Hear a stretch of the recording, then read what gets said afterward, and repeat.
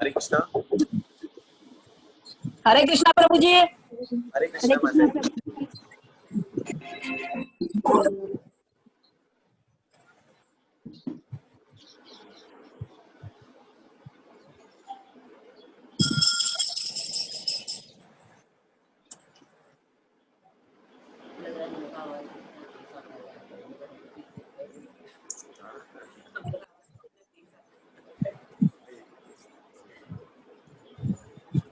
हरे कृष्णा प्रभु जी। हरे कृष्णा माता जी, कैसे हैं आप? मैं ठीक हूँ। तबीयत ठीक है माता जी आपकी? हाँ हाँ। तो शुरू करते हैं आज का।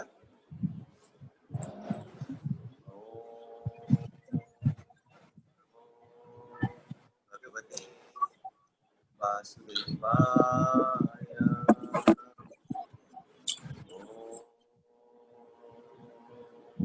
नमो भगवते वासुदेवाय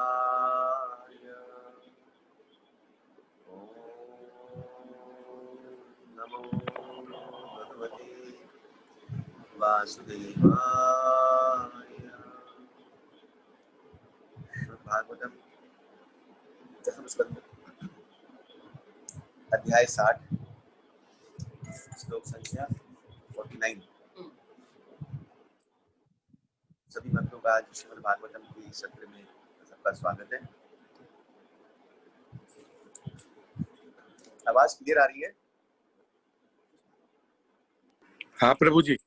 हाँ, तो कल हमने श्रवण किया किस प्रकार भगवान रुक्मिणी जी के संग हास परिहास करते हैं और इसी में रुक्मिणी जी कहते हैं भगवान कि मैं कौन और शिशुपाल कौन, कहा तूने मेरे जैसे के लिए, इसके अंदर कोई गुण नहीं है, कोई रूप नहीं है, कोई मेरा आचार विचार नहीं है, न मेरे पास कोई धन संपदा है, कुछ नहीं है मेरे पास, और तूने मेरे लिए उस शिशुपाल को छोड़ दिया जो सम्राट है, जो जिसके पास धन संपदा किसी चीज की कमी नहीं है, इसके आगे पीछे बड़े बड़े सम्राट राजा धीराज घूमते हैं, तूने मेरे लिए उसको छोड़ दिया, ऐसा क्या है मेरे लिए?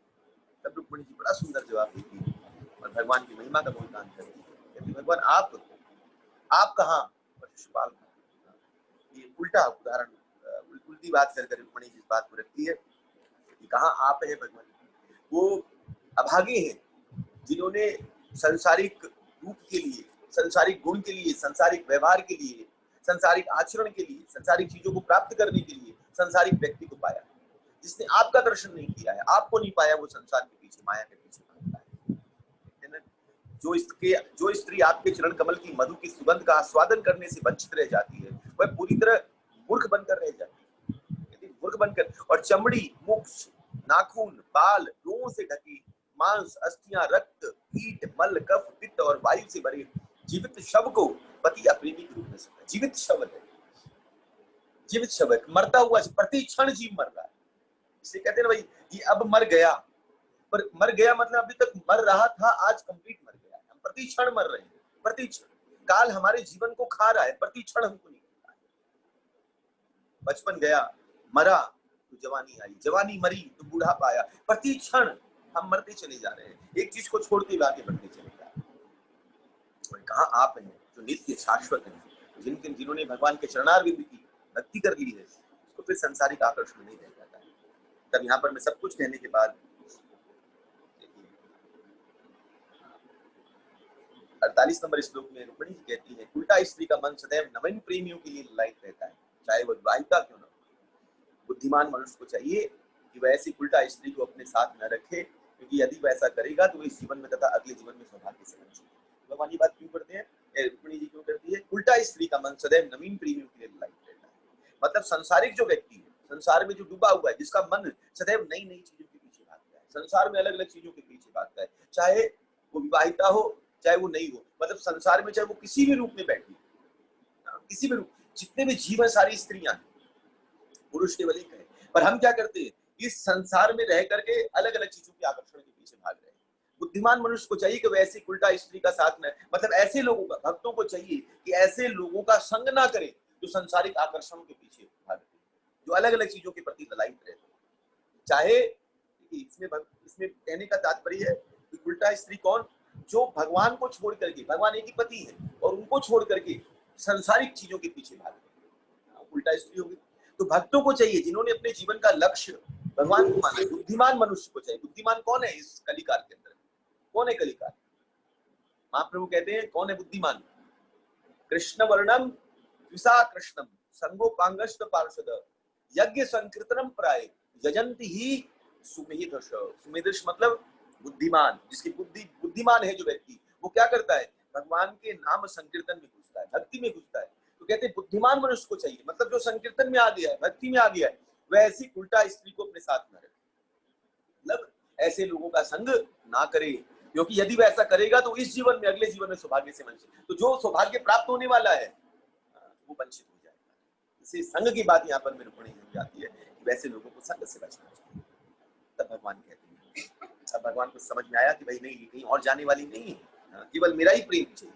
जीवन में भगवान यही प्रलोभन दे करके जीव को थोड़ा सा टेस्ट कर लेते हैं। जैसे एक मटका भी खरीदने जाए ना, तो 4 बार बजा करके देखते हैं, ठीक है कि नहीं, फूटा है, अगर यहीं से थोड़ा सा लगता है तो क्या करते हैं, फिर उसको देखते हैं, कुम्हार देखता है भाई कहीं से, हाँ ठीक है, फिर उसमें मट्टी वट्टी लगा करके उसको थोड़ा पर लेपन वेपन करता है। वैसे ही जीवन के अंदर में भगवान टेस्ट करते हैं, और कहीं पर में कुछ कमी रह जाती है, फिर गुरु के आश्रय में, फिर कुम्हार रूपी गुरु के आश्रय में देते हैं। फिर गुरु क्या करता है, उसमें जहां जहां कमी है फिर उसको ठीक कर करके फिर अर्पण करने का प्रयास करता है। तो ये छिद्र कौन से है? जैसे घड़े में अगर छिद्र हो जाए तो काम का नहीं है, एक छोटा सा भी छिद्र हो गया तो काम का नहीं है। और वो छिद्र कब बड़ा हो जाएगा ये भी पता नहीं चलेगा। आप एक छोटा सा, छोटा ही तो है, कोई बात नहीं, पर उसमें भरो पानी, धीरे धीरे धीरे करके कब वो विस्तार रूप धारण करेगा और एक दिन फट भी सकता है ना। वैसे ही है जीवन में, काम, क्रोध, लोभ, मोह, सांसारिक चीजों के जो भी कहीं भी एक छिद्र आ गया, हम बोले हमारे अंदर ये कमी नहीं है, पर एक कमी मतलब एक छिद्र है, हम बोले ये चलेगा नहीं, उसको भरने का प्रयास करिए। अगर नहीं भरेंगे तो कब वो बड़ा रूप धारण करेगा। भगवान कहते हैं साध्वी, हे राजकुमारी, हमने तुम्हें इसलिए झुठलाया क्योंकि हम तुम्हें इस प्रकार बोलते सुनना चाहते हैं। बोलती नहीं थी, मैं चाहता था कि तुम बात करो मुझसे, इसलिए तुम्हारे बोलने के लिए मैंने ऐसा किया। निसंदेह तुमने हमारे वचनों के उत्तर में जो बात कही वो एकदम सही है। भगवान ये नहीं बोल रहा है कि तुमने गलत कहा, एकदम सही बात कही। तूने जो मेरे बारे में जो बताया है और कहा क्या, ये जो डिफरेंस तूने जो क्रिएट किया है, बताया है कि मैं कौन हूँ और वो कौन है, तूने बिल्कुल सही बात। ये सुंदर तथा सुशील स्त्री, मैंने पहले भी कहा रुक्मिणी जी कौन है? भक्ति स्वरूपा है, भक्ति बताती है। तो भगवान बोलते हैं सुंदर और सुशील स्त्री वही है तो मुझे पति रूप में स्वीकार। सुंदरता बाहरी सुंदरता नहीं है, बाहरी सुंदरता होती तो फिर रुक्मिणी जी ये बात थोड़ी ना बोलती कि भैया वो चमड़ी, मूंछ, नाखून, बाल, रोमों से ढके। अगर यही आकर्षण भगवान भी इसीलिए बोलते उनको सुंदर और सुशील, तो फिर इसमें और इसमें फर्क क्या रह जाता है? तो भगवान क्या देखते हैं? भगवान अंदर का रूप देखते हैं कि अंदर से हमारे अंदर गुण क्या है, ये भगवान देखते हैं। इसलिए कहते हैं सुंदर और सुशील स्त्री, तुम भौतिक इच्छाओं से मुक्त होने के लिए जिस भी वर की आशा रखती हो वो तुम्हारे है, क्योंकि तुम मेरी अनन्य भक्त हो।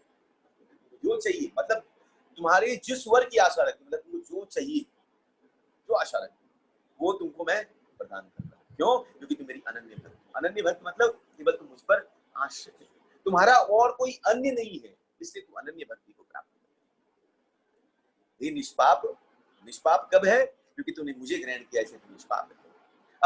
अब मैंने तुम्हारा शुद्ध पति प्रेम तथा पातिव्रत्य देख लिया है। तो मैंने अब क्या किया? भगवान ने ठोक बजा लिया। अब मैंने देख लिया कि तुम पति हो, नष्ट की हो गई हो, अब मुझे प्राप्त कर सकती हो। यद्यपि तुम मेरे वचनों से विचलित थी, किंतु तुम्हारा मन मुझसे दूर नहीं ले जाया जा सकता। मतलब कुछ भी मैं बोलूं दूर हो सकती थी, पर तुम्हारा मन मुझसे दूर नहीं गया, हमेशा मुझे ही प्रेम है। यही भगवान से होना चाहिए। सांसारिक आकर्षण, काम, क्रोध, लोभ, वो सब कुछ आएंगे जीवन में, आइए और निकल जाए, हंस कर मत नहीं। जैसे जीवन में आएंगे बहुत सारी चीजें आएंगी, कभी काम भी आएगा, कभी क्रोध भी आएगा, कभी लोभ भी आएगा, कभी मद भी आएगा, मात्सर्य भी आएगा, बहुत सारी चीजें जीवन में आएंगी। कभी ऐसा लगे बस किया आपने और फिर निकल जाइए हंस करके वहां पर। ये ध्यान हमको देना बहुत जरूरी है। हम जो फंस जाता है मतलब आसक्ति, फंसना मतलब आसक्ति, मतलब उस माने में संबंध को आपने अपने हृदय में स्थापित किया। संबंध सबके हैं, क्या संतों के संबंध नहीं है? क्या संतों के माँ बाप नहीं है? हैं, उनके भी, उनका संबंध तो है। आज इन्होंने संन्यास ग्रहण किया, दंड धारण करके सब कुछ छोड़ करके गए, तो क्या उनके माँ बाप नहीं है? है, पर उनके प्रति कर्तव्य भी है, करते भी है, परंतु उनसे दूर रहकर। आज महाप्रभु है, महाप्रभु की सच्ची माता नहीं है, महाप्रभु की विष्णुप्रिया पत्नी नहीं है, पर उनका संरक्षण करते हैं, पर आसक्त हो गए। किसके लिए? समाज के लिए, दूसरों के लिए। जब महाप्रभु ये बात का वर्णन कर रहे हैं कि क्या करना चाहिए हमको, तो हम क्यों फंस करके बहुत इंपॉर्टेंट है। जब मैंने अपना शुद्ध पति तुमको देख लिया है, तुम्हारे अंदर क्या प्रेम, यही भगवान शुद्ध प्रेम भक्तों के अंदर। यद्यपि मुझ में आध्यात्मिक मोक्ष प्रदान करने की शक्ति, किंतु विषयी लोग अपनी सांसारिक गृहस्थ जीवन के लिए मेरे आशीर्वाद प्राप्त करने के लिए तपस्या व्रतों द्वारा मिली। भगवान बोलते मैं क्या देने वाला हूँ और लोग क्या पाने के लिए मुझे प्राप्त। गृहस्थ जीवन क्या प्राप्त करते हैं? अलग अलग आशीर्वाद, व्रत करते हैं, तप करते हैं। जैसे भी हम पुरुषोत्तम महीना कर रहे हैं, तो पुरुषोत्तम महीना में भी यही भाव है कि हमको क्या मिलेगा, भगवान हमारा ये कर देना, इसलिए हम करें, तो भगवान वो भी दे देंगे।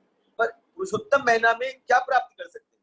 मोक्ष भी नहीं, भगवान की वो प्रेमा भक्ति प्राप्त कर सकते हैं। तो उसके लिए हमको प्रयत्नशील होना चाहिए, ना कि छोटी छोटी चीजों के अंदर में व्रत, तपस्या, नाम करें। ऐसे लोग मेरी माया शक्ति द्वारा मोहग्रस्त रहते हैं। भगवान बोलते हैं कि जो मेरी पूजा उपासना इसलिए करते हैं कि मेरी इच्छा पूरी हो, उसकी इच्छा पूरी हो, तो वो कैसे है? माया शक्ति द्वारा मोहग्रस्त है।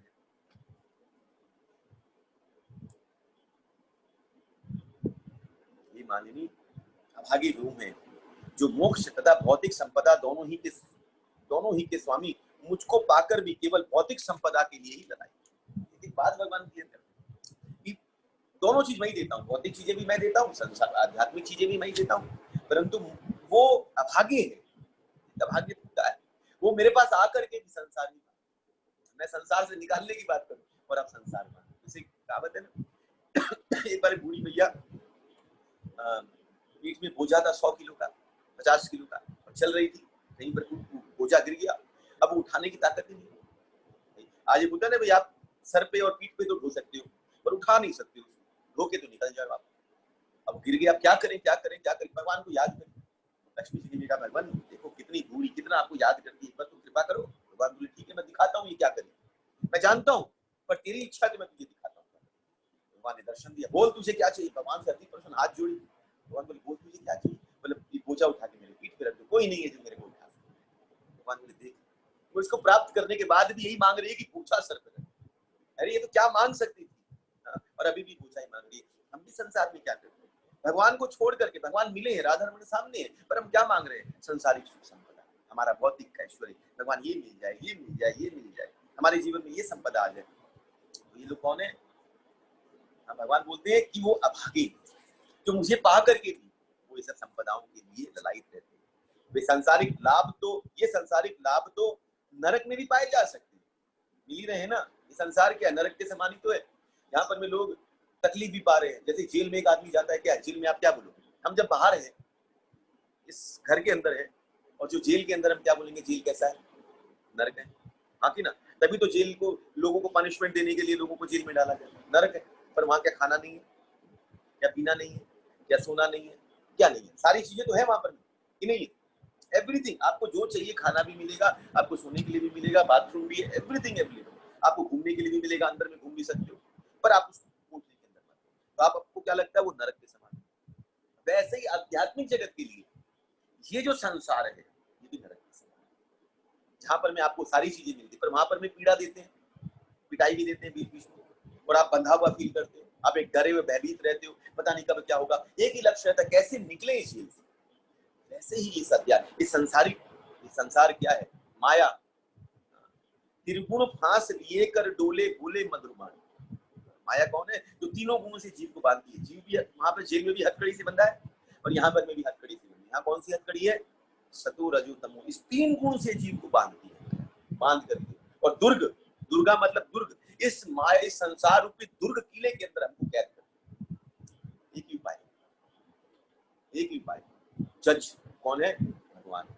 वकील कौन है, एक अच्छा वकील पकड़ करके और जज के सामने अपनी पेश की रख दीजिए, ये जज कृपा करें हम फंस गए यहाँ पर में, हमने कोई पाप जितने भी किए, फिर उसमें वकील अपनी मोहर लगा करके अपनी बात को कितनी प्रमाणिकता से रखता है, तब जज होता है। तो जज हुए भगवान, जो रिहा दे सकते हैं, भगवान बोलते हैं मुक्ति देने वाला मैं हूँ इस जेल से, पर हमारे लिए लड़ने वाला कौन है, गुरु, जो हमारे बिहार। भगवान संसारिक लाभ तो नरक में भी पाए जाते हैं, तो हमको यहाँ पीड़ा मिलती है कि नहीं मिलती है, जेल में मिलती है, माराई पिटाई यहाँ भी तो होती है, कभी कभी आदि भौतिक है, आदि दैविक है, आदि आत्मिक है, कभी मानसिक चिंता में पड़े हैं, कभी शारीरिक चिंता में पड़े हैं, कभी किसी ने कुछ बोल दिया, किसी ने कुछ कह दिया, उस चिंता में है, पता नहीं कब क्या हो जाएगा, उस चिंता में पड़े।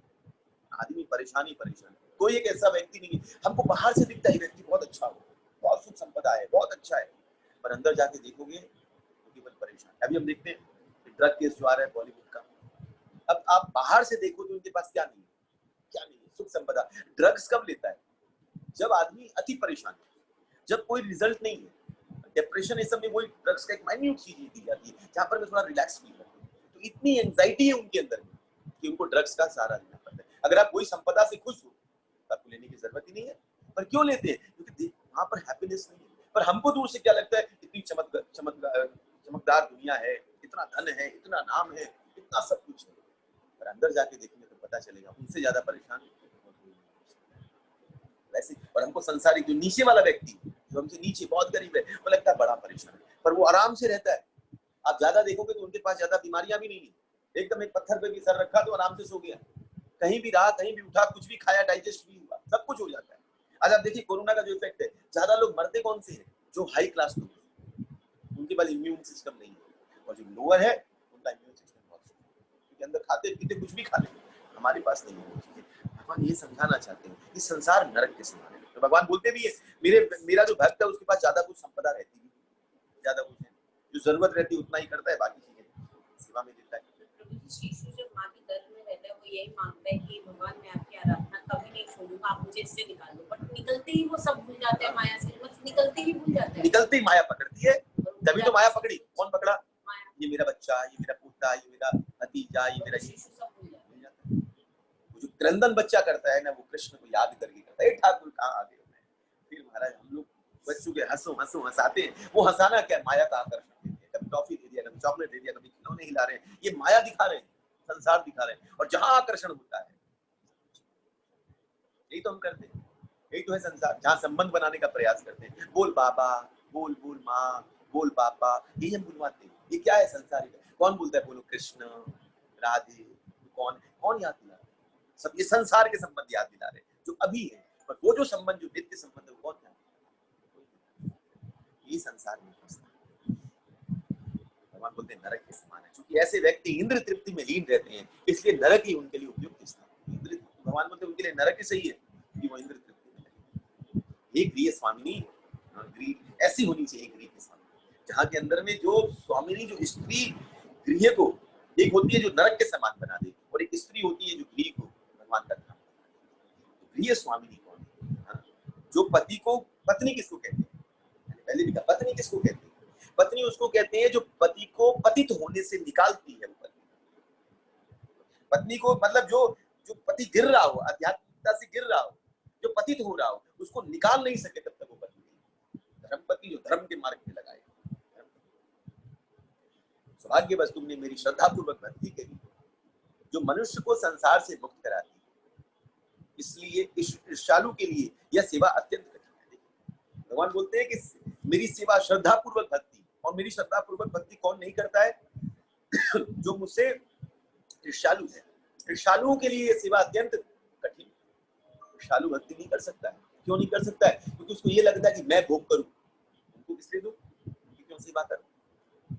विशेषतः उस स्त्री के लिए जिसके मनोभाव दूषित हैं, और जो सांसारिक शुद्धता शांत करने के लिए जीवित है, और जो छल छंद में लिप्त है। भगवान बोलते हैं कि विशेषतः उस स्त्री के लिए जिसके मनोभाव दूषित है। मन के अंदर दूषित हो गया, मतलब मन के अंदर क्या आ गया? मन जो मेरा, भगवान कहाँ रहते हैं? मन में रहते हैं। तो भगवान बोलते हैं जो स्थान दूषित हो गया, मतलब जिसके मन के अंदर में अब मोहन नहीं है, मोह बैठ गया है, जिसके अंदर में अब कृष्ण नहीं है, ये संसारिक माया आकर के बैठ, ये भी भगवान कहते हैं जिसका मन में ये आ गया, उसका मन दूषित हो गया है। विशेषतः उस स्त्री के लिए जिसका मनोभाव दूषित है, और जो संसारिक शुद्धता शांत करने के लिए, मतलब शुद्धता मतलब केवल भूख, पिपाशा मतलब प्यास, शुद्धता मतलब भूख, तो जो केवल सांसारिक शुद्धता, केवल सांसारिक भोग के लिए, सांसारिक चीजों के प्रति आकर्षण है, ये मिल जाए बस उसी चीज के पीछे मिले। और जो छल और छल में लिप्त रहती है, केवल धोखा देना और छल में, मतलब दूसरों को धोखा देना और इसी चीज के अंदर में लिप्त रहती है। क्या है? अब देखिए, अगर आप सांसारिक आकर्षण करोगे तो कहीं छल भी करना पड़ेगा। बिना छल के सांसारिक चीजें करना ही पड़ता है, कुछ ना कुछ छल करना पड़ता है, इधर से उधर से आपको सब कुछ करना पड़ेगा, तब जाकर के चीज प्राप्त होगी। ये जीव फंसा हुआ है इसमें। ये सर्वाधिक आदरणीय, देखिए भगवान क्या क्या शब्द इस्तेमाल करते हैं। अब यहाँ पर देखिए, वहां प्रिय स्वामिनी कहा, यहाँ आदरणीय। क्यों आदरणीय कहा? क्योंकि जो भक्ति में, शुद्ध भक्ति में लिखते हैं, वो सबसे आदरणीय। तो यहाँ पर बहुत इंपॉर्टेंट भगवान कहते हैं, और भगवान पिछले में भी आता है, पहले भी भागवतम के 7वें स्कंद में भी इस बात का वर्णन आता है। यहाँ वर्णन आता है कि आदरणीय व्यक्ति कौन है। आदरणीय व्यक्ति वो नहीं है जिसके पास बहुत धन है, चलो धन भी है तो मान लिया, पर कौन सा धन है? जिसके पास कृष्ण प्रेम धन है, कृष्ण नाम धन है, कृष्ण की भक्ति का धन है, वो सबसे आदर है, आदर सूचक है। पर हम किसका आदर करते हैं? संसारिक व्यक्ति किसका आदर करता है? एक संत पहुंच जाए और एक संसारिक पहुंच जाए, हम किसका आदर करेंगे? आप सोच के देखिए, एक जगह कोई संत आ रहे हैं और एक जगह कोई सलमान खान आ रहे हैं, उसका आदर करेंगे या भीड़ कहाँ जाएगी? मेरे को याद है एक बार हम लोग वृंदावन में थे और 2 भक्त थे और नहीं थे, तो हम लोग बस, हमको जाना था, ट्रेन था कि फ्लाइट थी, हमको बस निकलना था, गाड़ी खड़ी थी, तो हम लोग का था जल्दी से राधा रमन की दर्शन, राधा दामोदर, कार्तिक महीना था, राधा दामोदर दर्शन करें क्योंकि इनका पट बंद हो गया राधा रमन जी का, बस राधा रमन जी दामोदर दर्शन करेंगे और भागेंगे फटाफट। अब वहां पर में तुरंत क्या हो गया, हेमा मालिनी आएगी, तो वो सब चेकिंग कर रही थी, वो बाहर का छत निकला, लोई बाजार में निकले रहते ना, शेड लगा देते, वो सब हटाओ, वो सब लगा था, भीड़ चलती, वो दोनों रुकते, अगर दामोदर जी बंद हो जाएंगे, बोले प्रभु 5 मिनट खाली हेमा मालिनी को देख। अब वो हेमा मालिनी को देखने में ऐसे लगे 5-7 मिनट भागते भागते गए, जैसे पहुंचे तैसे ही पट खट, बोले लो देखो हेमा मालिनी, यही हल्ला हो। तो यही जीवन में होता है कि आदरणीय कौन है, जो इस चीजों के पीछे हमारा आकर्षण कहाँ है। आदरणीय व्यक्ति वो नहीं है जिसके पास धन है, जिसके पास यश है, जिसके पास संसारिक प्रलोभन है, ये है। आदरणीय व्यक्ति वो है जिसके पास कृष्ण प्रेम, किसी संत की चरण रज मिल जाए। बोलते दुर्लभ हो मानसो देह, देही नाम क्षण बंगूर, भगवान बोल रहे हैं कि दुर्लभ हो मानसो देह, बहुत मुश्किल है दुर्लभ मनुष्य जीवन है, और वो भी क्षण भर का है, कब निकल जाएगा पता ही नहीं चलेगा। अपने आप को देख लीजिए, कहाँ थे अभी कहाँ पहुंच गए। माता जी कितने दिन बाद आई, 7 महीने, 7 महीने फरवरी से लेकर के, कैसे निकलता है समय, कैसे क्या क्या हो जाता है पता ही नहीं चल पाता है, क्या समय था और कहां से कहां परिवर्तन कर दे, काल ऐसा है। दुर्लभ हो मानुषु, बहुत दुर्लभ है मनुष्य जीवन, और उसमें भी क्षण भंगुर है, कब समय निकल जाएगा पता ही नहीं चल पाएगा। अभी है से थे भी कब बदलेंगे पता ही नहीं चल सकता है, पर उसमें भी क्या बात विशेष है, देही नाम क्षण भंगुर, बोला तत्र दुर्लभम, बोला उसमें भी मनुष्य जीवन दुर्लभ, उसमें भी कब निकल जाएगा पता नहीं, बोला तत्र उसमें भी सबसे दुर्लभ कौन है, तत्र दुर्लभम मन्ये वैकुंठ प्रिय दर्शन, सबसे दुर्लभ है उस वैकुंठ का प्रिय का दर्शन, अपने ठाकुर का, राधा रमण का कोई प्रिय मिल जाए, जिसकी आंखों में राधा रमण के लिए अश्रुपतन होते हो, उसका दर्शन प्राप्त हो जाए, उनकी चरण रज मिल जाए, वो दुर्लभ है। किसी भक्त का दर्शन, तो आदरणीय व्यक्ति कौन है, भक्ति उसका ये ध्यान। भगवान बोलते हैं हे सर्वाधिक आदरणीय, सर्वाधिक आदरणीय, मुझे अपने सारे आवासों में तुम जैसा प्रेम करने वाली अन्य पत्नी ढूंढे नहीं मिली। अब भगवान देखिए, एक तरफ तो ये बात करते हैं मैं कौन ये कौन, अब यहाँ पर बात करते हैं कि तेरी जैसी और कोई है ही नहीं जो मुझे, अब थोड़ा सा मस्का मालिश करे भगवान।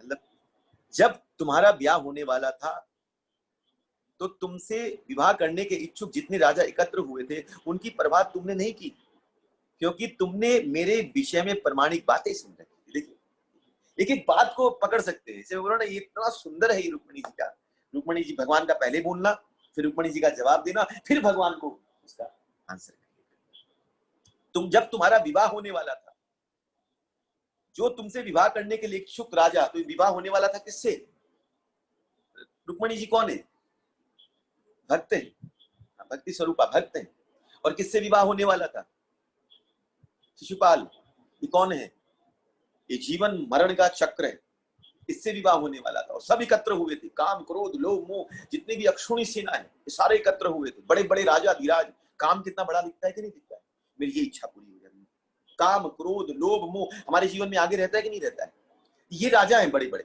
और विवाह होने वाला है काल के इस माया के जन्म मृत्यु के चक्कर से, इसमें हम फंसने वाले हैं। भगवान के तुम्हारा विवाह होने वाला था, और जो तुमसे विवाह करने के लिए राजा इच्छुक थे उनकी प्रवाह किए बिना, मतलब उस सांसारिक आकर्षणों का परित्याग कर दिया तुमने। सांसारिक आकर्षण चारों तरफ है हमारे जीवन में, है ना, आंख से रूप है, नाक से गंध है, यही तो आकर्षण रहता है, कभी आंख का आकर्षण, कभी नाक का, कभी कान का, कभी जीभ का, ये आकर्षण घेरे रहते हैं। पर तुमने क्या किया, इनका परित्याग, इनकी परवाह नहीं करी, क्योंकि तुमने मेरे विषय में प्रमाणिक बातें सुन रखी, क्योंकि तुमने देखा नहीं है मुझे पर सुन रखा है।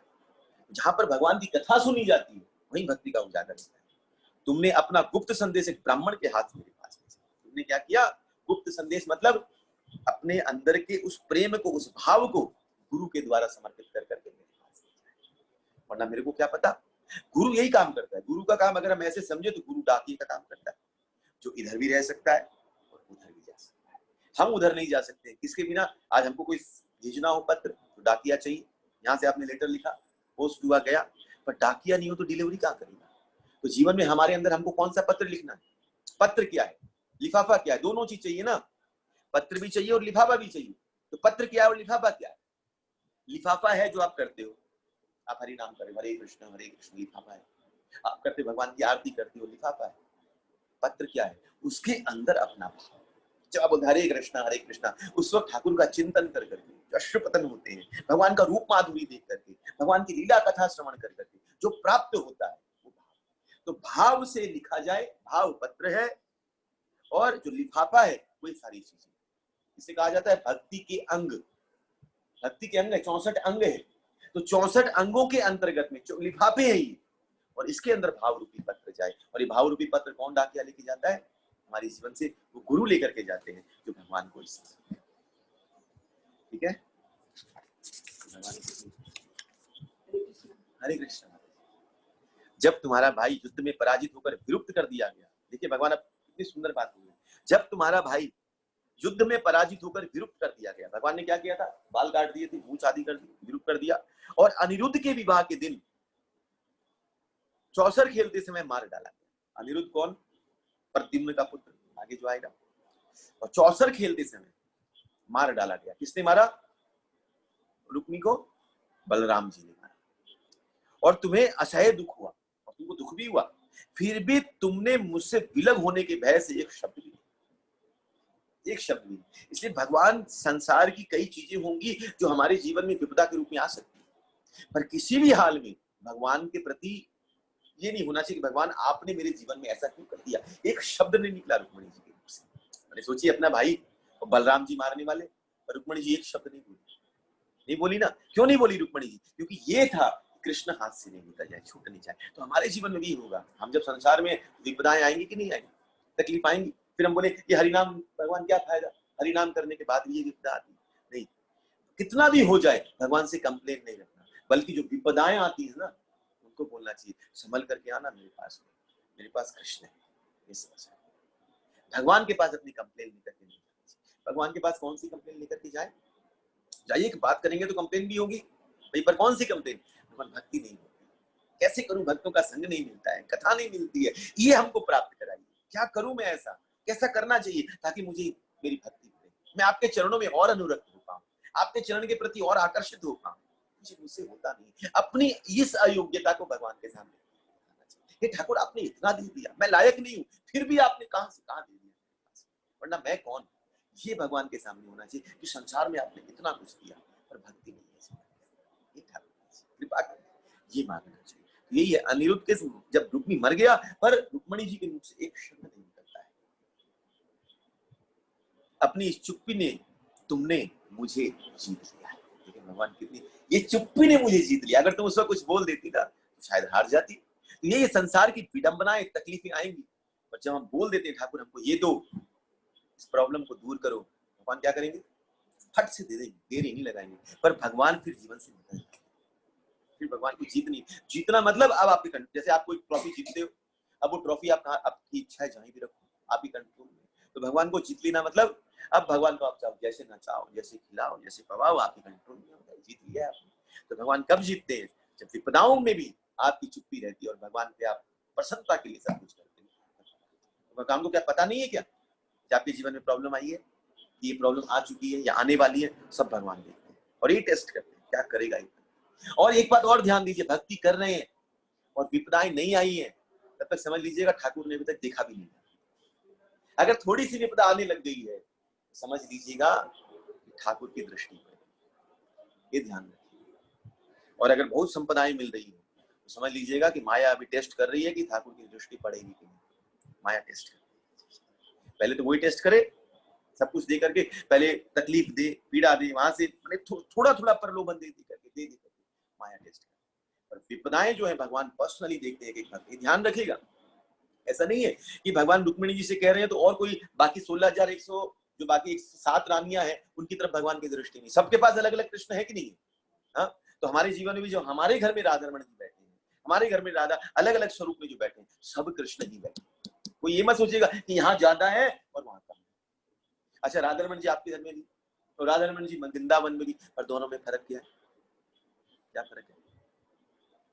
हाँ, क्या फर्क? हाँ, क्योंकि उनकी सेवा गोपाल भट्ट गोस्वामी पाद। तो हम जो वृंदावन दर्शन करने जाते हैं तो उनका कारण क्या है? 2-3 कारण।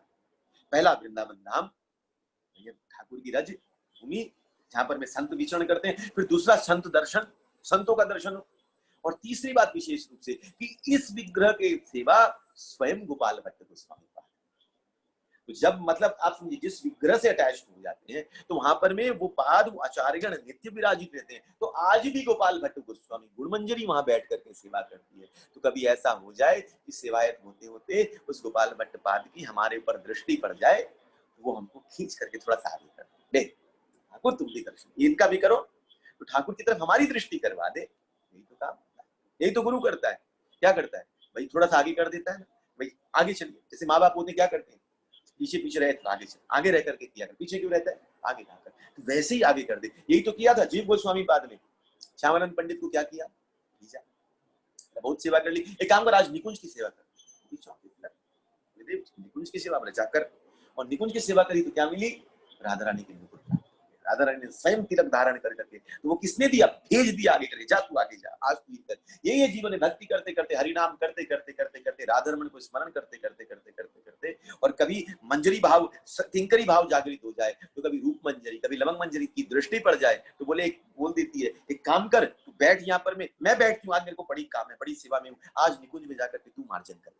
महाराज कहाँ हमारा प्रवेश, कहाँ हम संसारिक जीव संसार में बंधे पड़े हैं, पर ऐसी मंजरियों की, संतों की, आचार्यों की कृपा हो जाए तो कहाँ संसार से उठा करके राधा रमन के उस निकुंज के अंदर में प्रवेश करना, मार्जन कर करके पता नहीं क्या प्राप्त हो सकता है। ये है कृपा।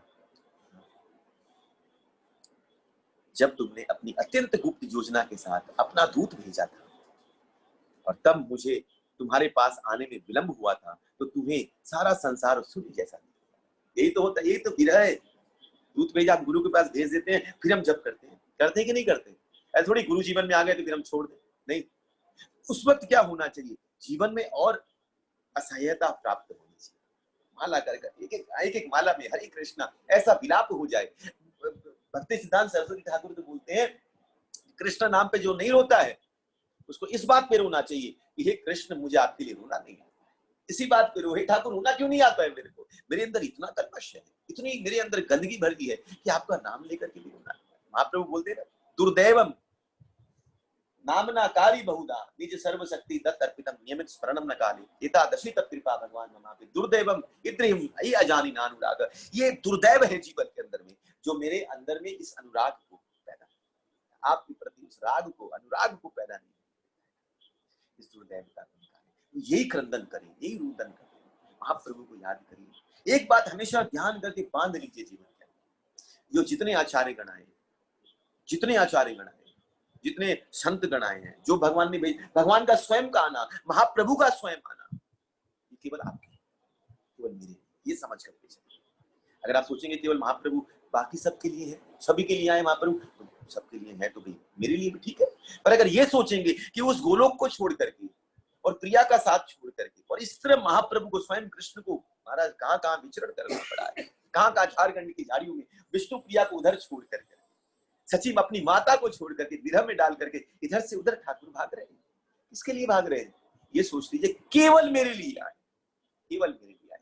जिस दिन ये आ जाएगा कि केवल मेरे लिए आए हैं, उस दिन चरणों में वो मंजरियां जो नित्य प्रिया की सेवा में रत है, वहां प्रिया का साथ छोड़ करके, प्रिया को रुक में आती हूँ, और वहां से छोड़ करके किसके लिए, केवल मेरे लिए। तब आचार्य पता चलेंगे, आचार्य गण क्या है, लेकिन भाव पता चलेगा। यही विशेषता है। सुनने लगता है संसार, और तुम अपना वह शरीर त्यागना चाह रहे, और उसके बाद तुम्हारा मन था कि शरीर छोड़ दो, जिसे तुम मेरे अतिरिक्त अन्य किसी को नहीं दे सकती। इसलिए बोला ये शरीर देना मतलब इस मन को देना। करिए संसार की सारी कार्य करिए, पर मन देना हो तो ठाकुर को दीजिए, पूजा सबकी करिए, प्रेम करना हो तो बस ये ध्यान रखना चाहिए। तुम्हारी ये महानता सदैव तुम में बनी रहे, तो भगवान आशीर्वाद, तुम्हारी ये कृपा, ये तुम्हारे अंदर जो भाव है हमेशा बनी रहे। मैं इसके बदले में तुम्हें तुम्हारी भक्ति के लिए हर्षपूर्वक धन्यवाद देने के अतिरिक्त क्या, भगवान बोलते मेरे पास और कुछ नहीं है देने के लिए। अरे तूने मुझे बांध ली हो, अब मैं क्या दे सकता हूँ तुझे, बस इतना ही दे सकता हूँ कि मैं तेरा ऋणी हूँ, बस मैं हाथ जोड़ सकता हूँ, मैं तुम्हें, मेरे पास और देने के लिए कुछ नहीं है, थैंक यू बोल सकता हूँ, बस और कुछ नहीं। बस ये भक्ति भगवान चाहते हैं, बस और कुछ नहीं चाहते। बस ये रुक्मिणी जी की शिक्षा मिलती है कि भक्ति कितनी श्रेष्ठ है, कैसे हम पकड़ सकते हैं। ऐसे भगवान हाथ जोड़ करके खड़े हुए हैं के साथ। अरे मरने की बात, हम सोचते हैं मरेंगे कहाँ जाएंगे, किस योनि में, ठाकुर आकर के लेकर के जाए। मरने के पहले ठाकुर अपना रूप माधुरी दिखाकर खड़े हुए, बोले तेरा समय काल का तो भी कुछ मिनट बाद में है, मेरे से रहा नहीं जाता, इसलिए मैं पहले आ गया तुझे दर्शन। सुखवाच्य सुखदेव गोस्वामी ने कहा, इस तरह ब्रह्मांड के स्वामी आत्माराम भगवान ने उन्हें प्रेमियों की वार्ता में लगाकर और इस तरह मानव समाज की रीतियों का अनुकरण करती हुई लक्ष्मी के साथ, तब भगवान रमण में देखिए, हमारे राधा रमण जी आ गए, रमण किया है, हमारे रमण देव पहुंच जाते हैं हर जगह महाराज। हाँ, तो भगवान क्या करते हैं, ऐसे प्रेमी भक्ति के संग रमण करते हैं, वार्तालाप करते हैं। अनुज आप समझ लीजिए, गोलोक जब जाएंगे ना, सभी जाएंगे जितने भक्त हैं राधा रमण के प्रेमी, मुझे भी याद कर लीजिएगा कृपा करके जब जाए तो। मैं कहा पता नहीं कौन सी योनि में कहा रहूंगा, कृपा हो जाए तो ठाकुर को याद दिला दीजिएगा। गलत सूता पकड़ने से गलती हो जाएगी। हाँ, तो वैसे मैं कहा सच बोलता हूँ, भोग में लगा मुझे सबसे, जब मैं देखता हूँ कोई भक्त है भक्ति नहीं कर पा रहा है, तो उसमें कमी, सच बोलता हूँ, कमी सामने वाले की नहीं, किसी डिवोटी की कमी नहीं है, कमी मेरे अंदर है। क्योंकि अगर आज ये बात लिखा है शास्त्र के अंदर, और है भी है, कि अगर कोई जो प्रचार करता है और उसके अंतर्गत कोई रहता है, अगर उसकी भक्ति सही नहीं हो रही है, तो मतलब उसकी गलती नहीं है, गलती उसकी है जो प्रचार करता है। मतलब उसके अंदर वो भक्ति नहीं है, उसके अंदर वो प्रेम नहीं है जो उड़ाल करके सामने अपने साथ। कमी किसकी? कमी मेरे और किसी। मैं अपने आप को वही देखता हूँ, राधा रमन जी को यही बोलता हूँ कि ठाकुर सब पर कृपा करें। मैं कोई हूँ नहीं यहाँ पर, मैं करता हूँ। ये मत सोचिएगा कि मेरे कारण कुछ मैं कुछ देता हूँ, कि आप आकर उनकी कृपा से मुझे भी थोड़ा सा, ये कमी सच बोलता हूँ मुझमें अपने अंदर। नहीं मतलब मैं कौन, मैं कोई निमित्त कुछ नहीं।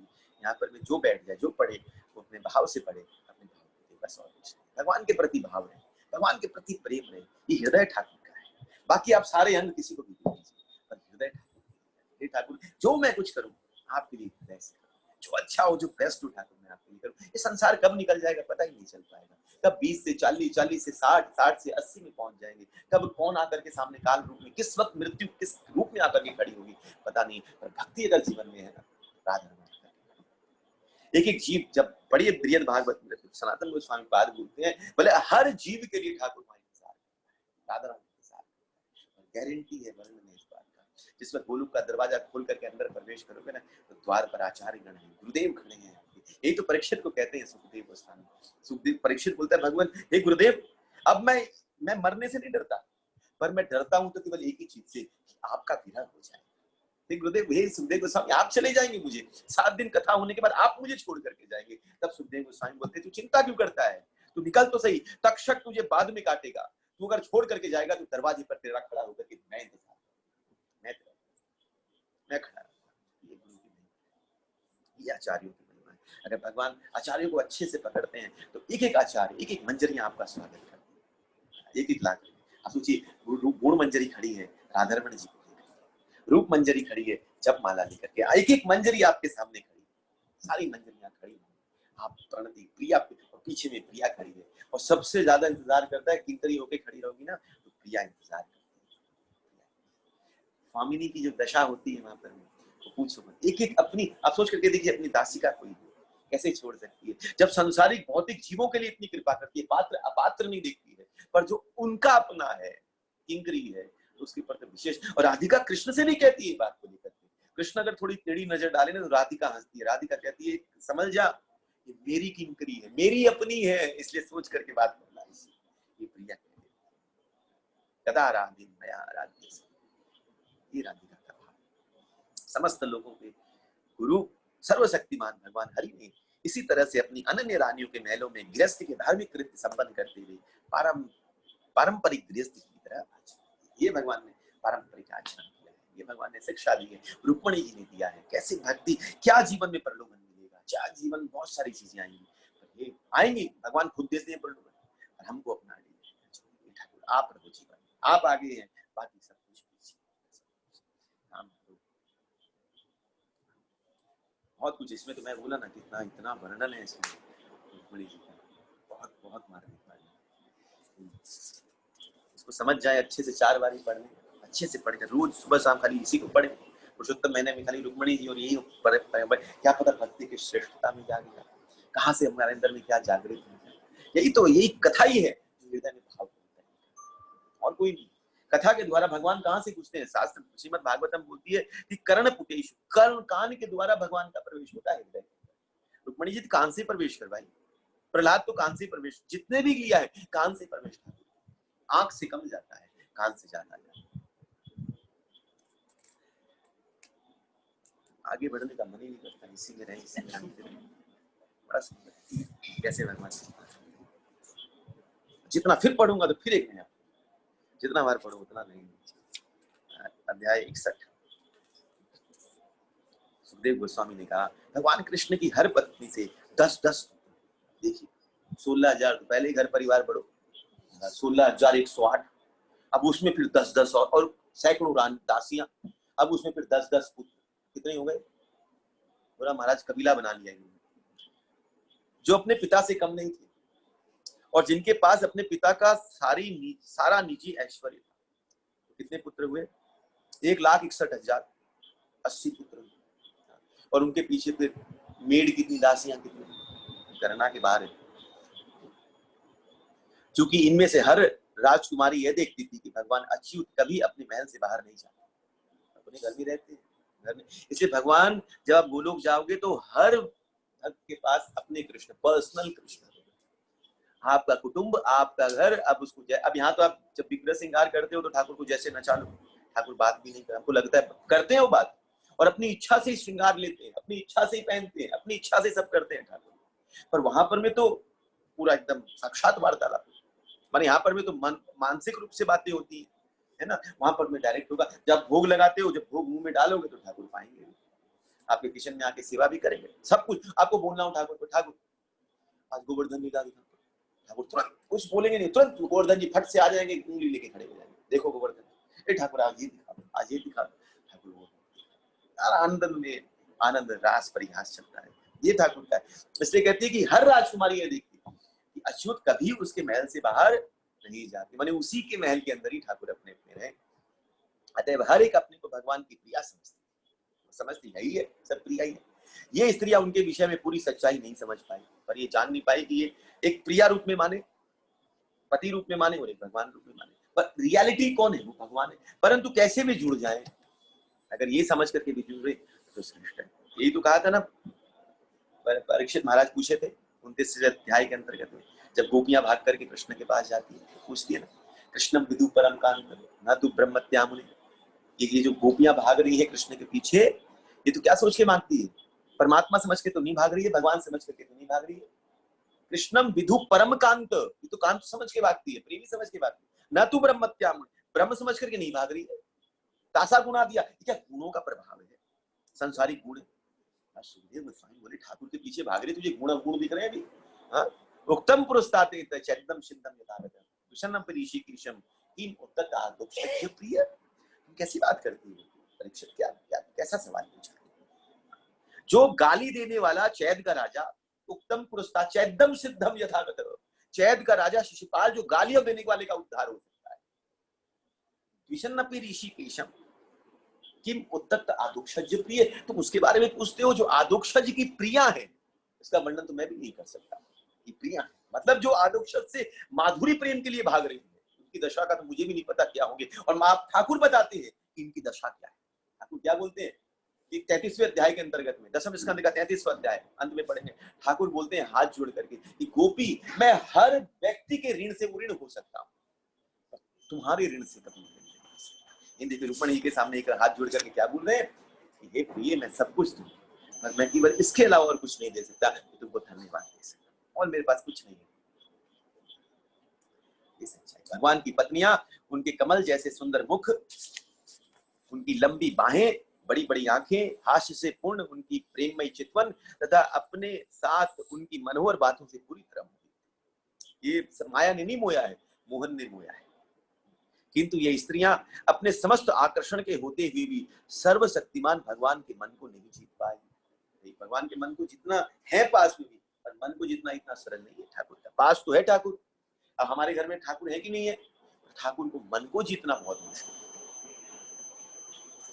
इन 16,000 रानियों की टेढ़ी भौएं उनके गुप्त मनोभाव को लजीली हास्य तिरछी चितवनों से व्यक्त करती थी। इस तरह उनकी भौएं निडर होकर माधुरी संदेश भेजती थी, तो भी कामदेव के इन बाणों तथा अन्य साधनों से वे भगवान कृष्ण की इंद्रियों को उद्वेलित नहीं करना, मतलब आकर्षित करती थी। जितनी भी थी ना, जैसे बोलते हैं एक स्त्री के अंदर जितने गुण होने चाहिए, कितने बोलते होने चाहिए, 64 नहीं, हाँ,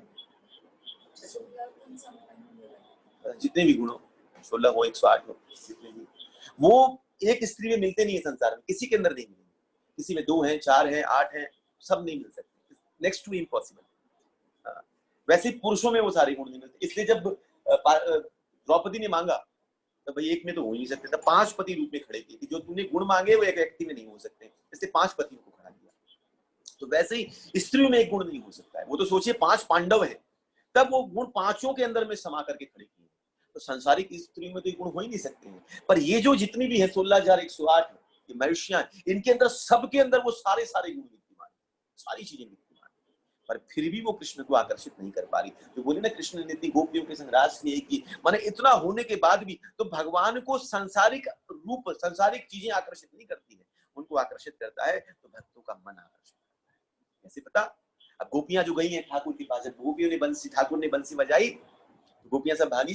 पर गोपियों ने क्या पहन रखा था? अस्त्र वस्त्र भरना, उल्टा सीधा पहन रखा, नीचे का जो लहंगा होता है ऊपर पहन, ऊपर का नीचे, काजल को होठ पे। आप सोच करके देखिए ये क्या है? अस्त्र वस्त्र भरना, कंजन लगा, एक आंख में काजल। आप जाओ बरसाने के रास्ते में तो स्थान है जहां पर में पर्वत को घस करके ठाकुर ने एक गोपी की आंखन में काजल, तो ठाकुर देखे और इधर आ, और तुरंत दूसरे पत्थर को घस करके काजल निकालो और दूसरी आंख में काजल लगाए। ये हमने पढ़ा था जब ये हम लोग गोवर्धन पूरा परिक्रमा कर रहे थे 84 कोस, उसके अंतर्गत में वो स्थान आया, मेरे को नाम याद नहीं, वो स्थान है दर्शन का स्थान, और अभी भी उसको बोलते हैं जहां पर भगवान ने गोपी को आंखन में काजल लगाए। तो ठाकुर क्या रूप नहीं देख रहे, रूप नहीं देखते। अगर रूप देखते तो गोपी के इस रूप से आकर्षित होते क्या?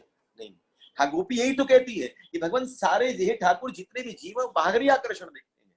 जब बंसी बजाई ना तो बंसी आई, और बंसी जब देखी ये दशा, बोले इस हालत में जाती हो तुम, बोले यही तो संसार है, संसारिक बाहरी रूप देखता है। और ठाकुर क्या देखते हैं कि बाहरी से नहीं, उसका आंतरिक भाव।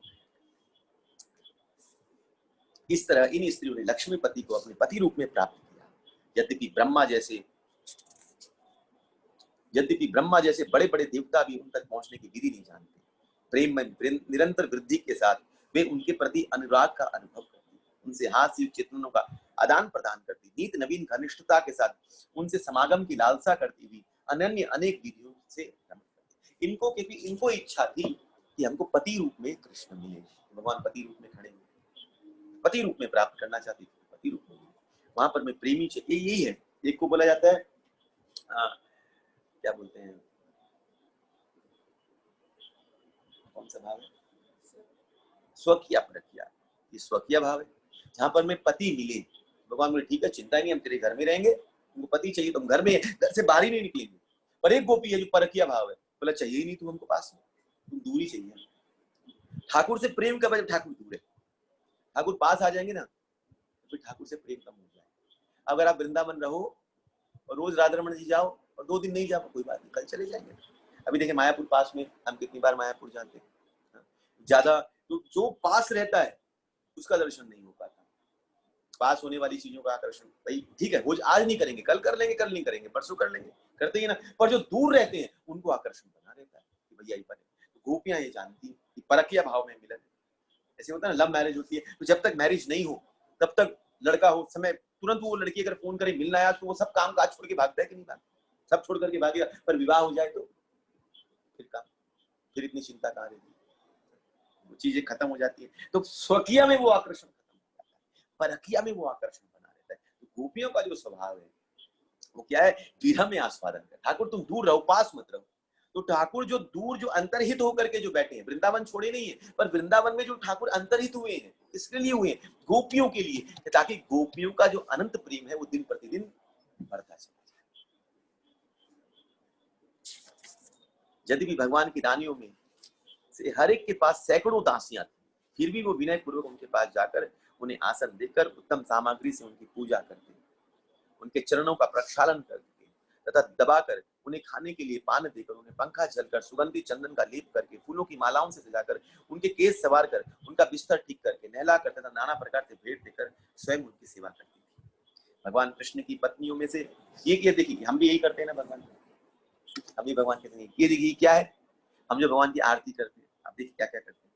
हम भगवान के चरण प्रक्षालन करते हैं, भगवान को खाने के लिए देते हैं, भोग देते हैं, पंखा भी झिलते हैं जब आरती करते हैं, सुगंधित चंदन का लेप लगाते हैं, फूलों की माला से अर्पण कर, सब कर रहे हैं कि नहीं कर रहे हैं, पर भगवान उससे प्रभावित नहीं। ठीक है, आप अपने घर में भाव का कमी है तो भाव, सेवा तो हो, सेवा ग्रहण भी करेंगे ठाकुर, आप जो सेवा कर रहे हैं सब ले रहे हैं ठाकुर, पर सेवा के साथ में भाव की विशेषता होती है कि वो भाव चाहिए, भाव चाहिए।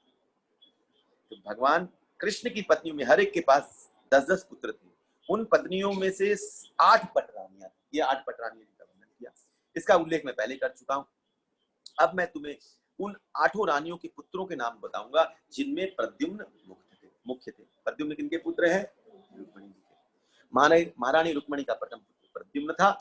उन्हीं के पुत्रों में चारुदेशण, सुदेशण, बलशाली चारुदेह, सुचारु, चारुगुप्त, भद्रचारु, चारुचंद्र, विचारु तथा 10वां पुत्र चारु।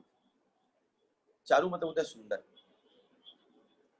भगवान हरि के इन पुत्रों में से कोई भी अपने पिता से कम नहीं था, पिता से मतलब प्रद्युम्न से कम नहीं था, भगवान के अंश और अंशांश।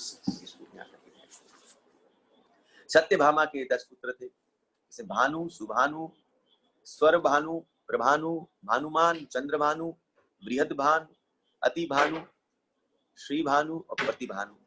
जामवंती के पुत्रों के नाम थे सांब, यही सांब गड़बड़ करता है जिनसे पूरा यादव वंश खत्म होता है। सांब, सुमित्र, पुरुजीत, सतजीत, सहस्त्रजीत, विजय, चित्रकेतु, वसुमान, द्रविड़ और केतु। सांब आदि के 10 अपने पिता के अत्यंत लाडी। नागजीति के पुत्र थे वीर, चंद्र, अश्वेन, चित्रगु, वेगवान, वृष, आम, शंकु, वसु तथा ऐश्वर्यशाली कुंती। श्रुत, कवि, वृष, वीर, सुभाऊ, भद्र, शांति, दर्श और पूर्णमास कालिंदी के पुत्र थे। उनमें सबसे छोटा पुत्र सोमक था। भद्रा के पुत्र थे प्रघोष, गात्रवान, सिंह, बल, प्रबल, उदर्ग, महाशक्ति, सह, ओज तथा अपराजित।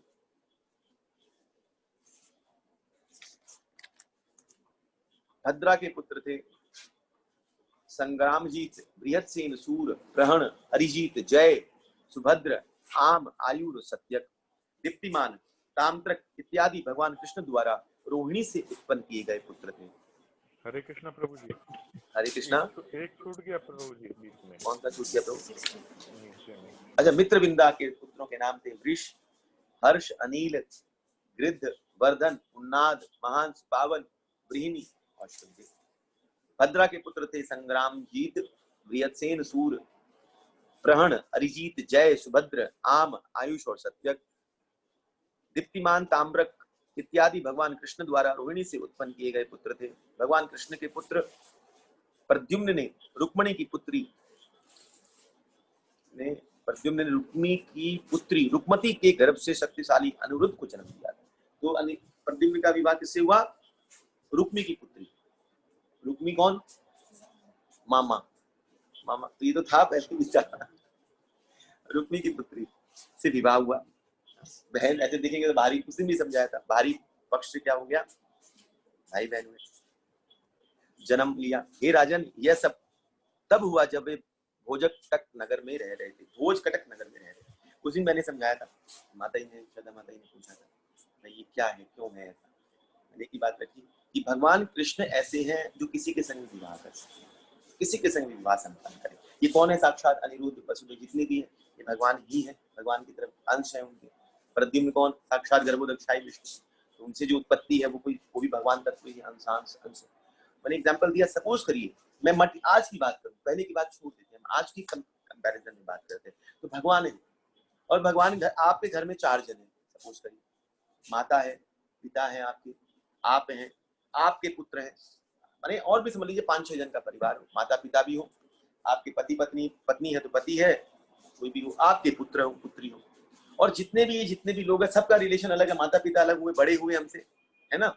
अब उनका जिससे संसारिक रिलेशन है, आपका रिलेशन उनसे अलग हो जाता है ना। उनके लिए माँ बाप होंगे तो आपके लिए दादा दादी, इनके लिए परदादा दादी है, एक रिलेशन अलग होता है। उनकी बुआ है तो आपका, सबका संबंध अलग अलग रूप से बैठता है। एक संबंध नहीं हो सकता है, नहीं हो सकता है। परंतु अब ये सबके सब भगवान से एक संबंध स्थापित कर सकते हैं। अगर माता बोले कि हम कृष्ण को कैसे चाहें, बोले पति रूप में चाहें, तो अब उनकी जो बहू है वो भी क्या बोल सकती है? वो थोड़ी ना बोलेगी कि आपने पति माना है तो मैं ससुर जी मानूंगी। वो क्या बोल देती है, मैं भी पति रूप में मानू। तो सास मना थोड़ी करेगी, क्या बोलेगी, हाँ भाई तुम ही मान। अब उनकी पुत्री है, वो भी भगवान को उसी रूप में माने, माधुरी प्रेम करे, इंद्रिय भाव रखे, तो थोड़ी ना कोई गलत है। अगर माता वात्सल्य भाव रखे तो बहू भी रखे। कोई भी किसी भी भाव में किसी भी तरह में भगवान से अपने संबंध को जोड़ सकता है, हाँ कि ना? तो भगवान किसी भी संबंध को स्वीकार करते, तो उसमें फिर ये भेद खत्म हो जाता है। सांसारिक भेदभाव, सांसारिक संबंधों का नाश भगवान है। अब वो किसी से विवाह करें, अब उनकी मन है प्रद्युम्न से विवाह करने का, तो प्रद्युम्न ने किया विवाह उनसे।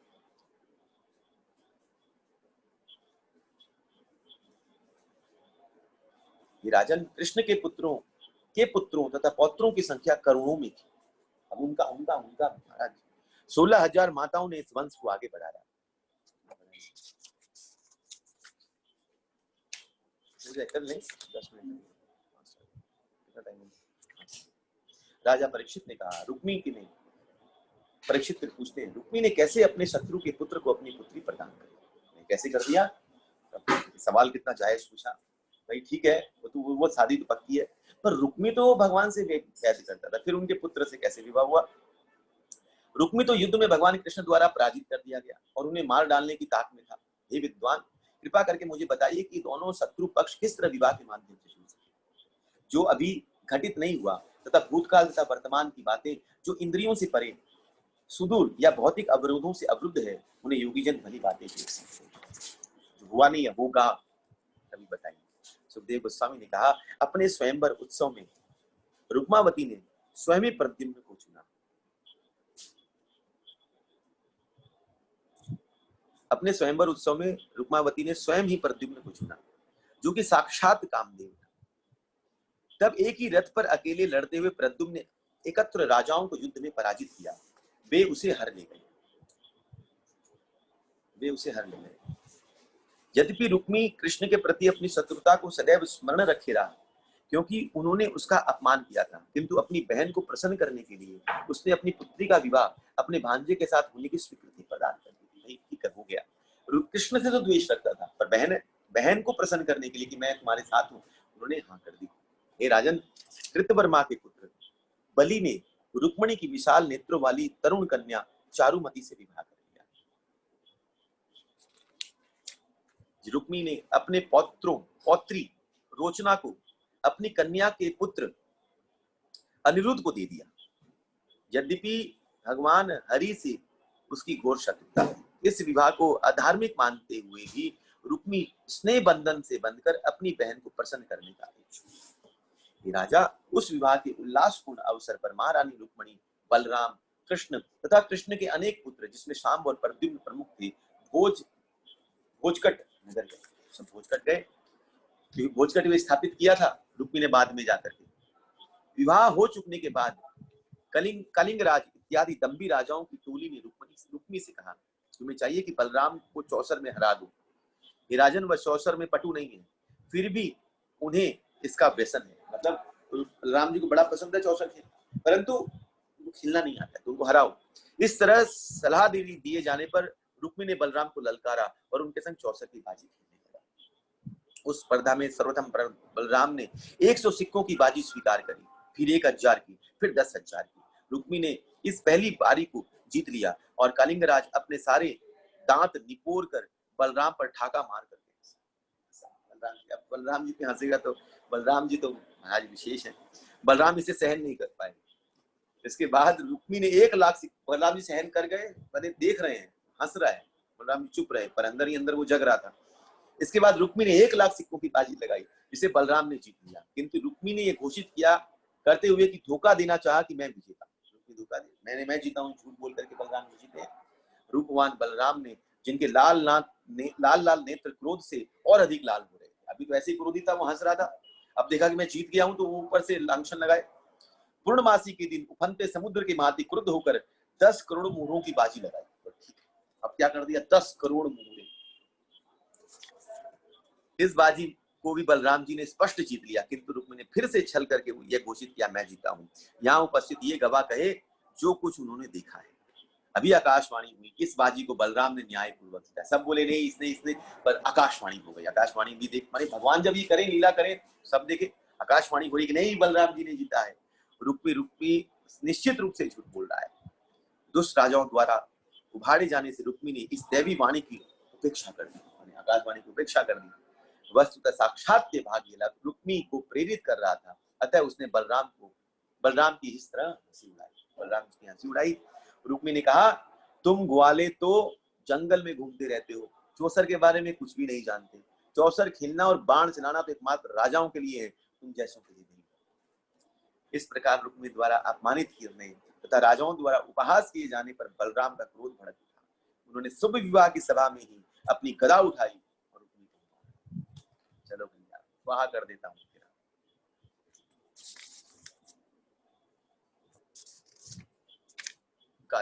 कलिंग के राजा ने जो बलराम पर हंसा था और जिसने अपने दांत निपोरे थे, भागने का प्रयास किया, किंतु क्रुद्ध बलराम ने तेजी से उसे 10वें कदम में पकड़ लिया और उसके सारे दांत तोड़ डाले। बलराम की गदा के चोट खाकर अन्य राजा भय के मारे भाग खड़े हुए। उनकी बाहें, जांघें सिर टूटे थे और उनके शरीर रक्त से लथपथ थे। हे राजन, जब भगवान कृष्ण का साला मार डाला गया तो उन्होंने न तो इसे सराहा, नहीं विरोध प्रकट किया। अब ठाकुर जी की विडंबना, भाई की तरफ जाएं तो रुक्मणी जी देखे, पर ठीक किया अगर बोल दे तो ये रुक्मणी जी क्रोधित हो जाए, और बोले कि ठीक नहीं किया तो बलराम जी वही भाई, बड़े भाई को कैसे करो। तो ठाकुर का की हो बीच में, ये हमको करना चाहिए। घर के अंदर में जब दो जनों का हो, क्या करना चाहिए, बहुत इजी चीजें हैं। घर में सास बहू, कोई भी जन का, दो जनों का झगड़ा होता है तो बीच में क्या करिए, ना इधर पक्ष लीजिए ना उधर पक्ष लीजिए, पर बाद में क्या करिए, जाकर के समझ लीजिए कोई झगड़ा जिसका हुआ है, पहले जाके उसको समझाइए कि नहीं नहीं नहीं ये सही है, फिर उसको जाके समझाइए कि नहीं ये सही है। बीच में उस वक्त किसी एक का पक्ष नहीं लेना चाहिए, ये ध्यान रखना चाहिए, क्योंकि उन्हें भय था कि रुक्मणी या बलराम से स्नेह बंधन बिगड़ सकते हैं। दोनों से कहीं पर क्या होगा, कहीं एक का पक्ष लेंगे तो विश्वास टूटेगा। इसलिए विशेष रूप से झगड़ा कहाँ होता है, सास बहू का, और बीच में पति खड़ा हो, क्या करे बेचारा, फंस जाता है। अगर माँ की तरफ बोल दे तो पत्नी रुष्ट हो जाए, पत्नी की तरफ बोल दे तो माँ रुष्ट हो जाए, तो वहां पर मैं उसको चुप रह के दोनों को सांत्वना देनी चाहिए। फिर क्या करना चाहिए, मैं माता ही ज्यादा है, मैं क्या समझाऊं, पुरुष हो तो समझाना भी चाहिए। तो फिर क्या करना चाहिए, जाकर के उस पुरुष को अपनी पत्नी के पास जाना चाहिए और पत्नी पर जाकर के समझाना चाहिए। क्या ये नहीं कि मम्मी ये गलत किया, माँ ने गलत किया, बल्कि ये बोलना चाहिए कि माँ तुम्हारे लिए कितना कितना करती है, माँ की मतलब माँ तुम्हारे लिए कितना करती है, ये समझाना चाहिए।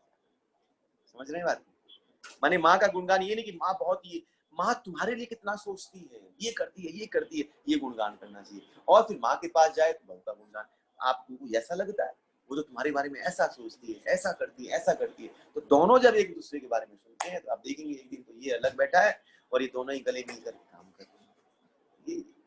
ये होना चाहिए घर के अंदर, ये संबंधों के बीच में करना चाहिए। भगवान ने भी वही किया। तब बलराम इत्यादि दर्शाओं ने अनिरुद्ध तथा उसकी पत्नी को एक सुंदर रथ में बैठा लिया और भोजकट के द्वारका के लिए प्रस्थान कर गए। भगवान मधुसूदन की शरण ग्रहण करने से उनके सारे कार्य, यहाँ पर में रुक्मी का वध हुआ और फिर वापस लेकर के अनिरुद्ध की पत्नी कौन है, उनके पिता कौन है, बाणासुर, इसका वर्णन आ गया है, आगे वर्णन आएगा मेरे। बाणासुर और भगवान कृष्ण का युद्ध इसमें लिखा है, अच्छा पहले नहीं है। यहाँ पर कथा को विश्राम देते हैं, कल वापस 9 बजे कथा रहेगी और संध्या के समय 7 बजे रीडिंग रहेगी, भागवत जो चल रही है। तो किसी का कोई प्रश्न है, कोई जिज्ञासा है तो पूछ सकते हैं। हरे कृष्णा प्रभु जी। हरे कृष्णा माता जी। रोहिणी भगवान कृष्ण की पत्नी थी ये अलग, ये मतलब 16,000 जो रानियां हैं, रानियां पटरानियां, उसमें से एक का नाम रोहिणी था। और बलराम देव जी की जो थी पत्नी, उनका नाम भी रोहिणी था? नहीं, रेवती थी। अच्छा, बलराम जी की माँ का नाम है रोहिणी। हाँ हाँ ठीक है। और बलराम जी की पत्नी का नाम रेवती। ठीक है ना? हरे कृष्ण प्रभु जी। हरे कृष्ण माता जी।